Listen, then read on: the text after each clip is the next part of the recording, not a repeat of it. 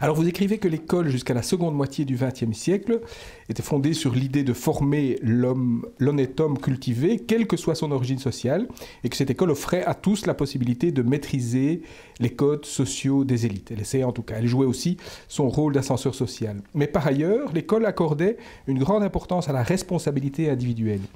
Pouvez-vous nous expliquer cela ? Oui, au fond, à partir du moment où vous dites à chacun que vous allez le former comme citoyen responsable d'une parcelle de la démocratie, forcément le lien responsabilité-citoyenneté est évident. Ce qui est sûr, c'est que si vous voulez, en tout cas pour le modèle français, les hommes de la Troisième République, malheureusement je ne peux pas dire les femmes, voilà, mais les hommes de la Troisième République considéraient qu'effectivement, quelqu'un d'adulte, c'est quelqu'un de responsable. Et la responsabilité, qu'est-ce que c'est? Et là, je rejoindrai l'analyse d'Alain Gérard Slama, c'est être redevable de ses actes vis-à-vis de la communauté, vis-à-vis de quelqu'un ou vis-à-vis de la communauté. Et donc, quand on forme le citoyen, on lui donne la responsabilité de faire vivre la démocratie dans tous les actes quotidiens de la vie, quelle que soit la sphère dans laquelle il est, c'est-à-dire la sphère privée, la sphère professionnelle et la sphère publique.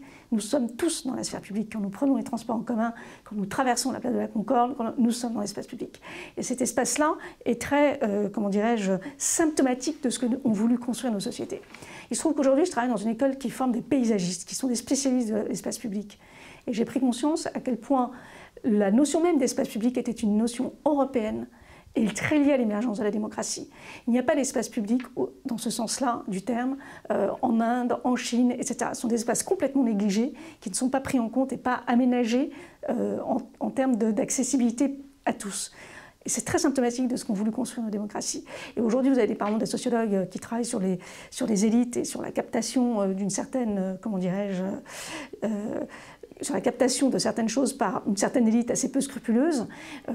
L'accaparation de l'espace, par exemple, est très typique de stratégie de mise à distance ou de séparation d'une élite par rapport au reste de la population. Vous avez quand même un grand économiste américain qui a parlé comment dirais-je, sécession des élites par rapport au reste de la population. Donc je crois qu'il y a des logiques à l'œuvre aujourd'hui auxquelles nous ne faisons pas forcément attention. Mais par exemple, vous prenez en France la loi littorale qui a, par exemple, rendu public tous les littoraux, ce qui a nécessité une expropriation des propriétaires. C'était quand même très violent, mais c'était fait au nom du bien public. Aujourd'hui, on a au contraire une réappropriation d'un certain nombre d'espaces qui n'est pas forcément justifiée. Donc quelque part, si vous voulez, je fais ce lien avec l'espace public parce que la notion même d'espace public est très liée à nos démocraties.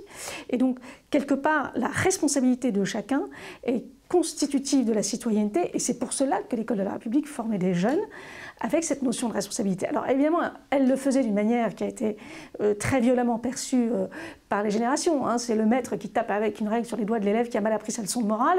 Ce n'est pas un modèle qu'il faut reproduire, c'est évident, c'est une autre époque. Mais quelque part, il y avait l'idée que quand il y a un acte grave qui est posé, l'enfant en a une sanction.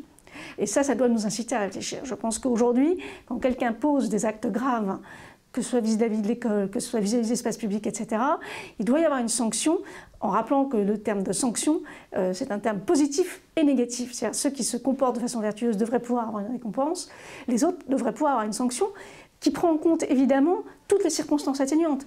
Il y a des jeunes pour lesquels c'est un symptôme, c'est un appel qui nous envoie quand ils se comportent comme ça.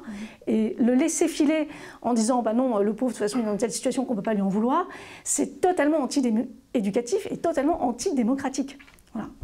Mettre quelqu'un face à sa responsabilité, c'est très important pour la démocratie.